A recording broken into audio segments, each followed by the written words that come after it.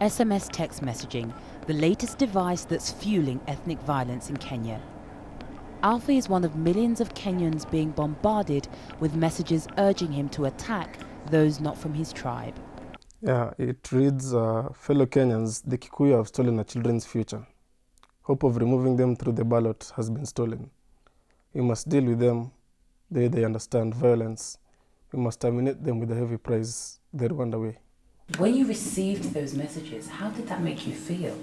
This text message is quite disturbing, but if you really look at what it means, somebody is trying to say we should make one tribe extinct, because that's what happened in the Rwanda genocide almost. And it's not just text messages. Hello? Well, the internet is also being used to spread fear and suspicion among Kenyans. I received this email just a couple of hours ago, and basically it says that Kikuyus, that's the ethnic community of President Kibaki, are being trained in Uganda to mount a civil war here in Kenya, and that people ought to take up arms to protect themselves. But it's to show a force amongst the business. It's a huge worry for the chief executive of Safaricom, Kenya's biggest mobile phone and internet service provider. As the results came in, and particularly after the results were announced, a lot of hate SMSs started circulating. Many hate SMSs. He experienced pressure from the Kenyan government to turn off the text messaging service to his 9.5 million customers. In order to stop hate SMSs, you would have to turn off every SMS.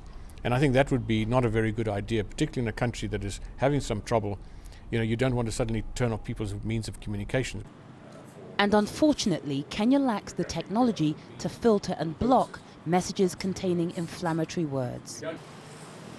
Mobile phone service providers won't hand information over to the police, as it would break privacy laws, and the government fear a blanket ban on texts and emails will send the country into further panic. Hello? People like Alfie fear the spread of hate messages is serving only to further the violence and, worse, divide the Kenyan people. They pushed the opening date indefinitely. Yvonne Ndege, Al Jazeera, Nairobi, Kenya.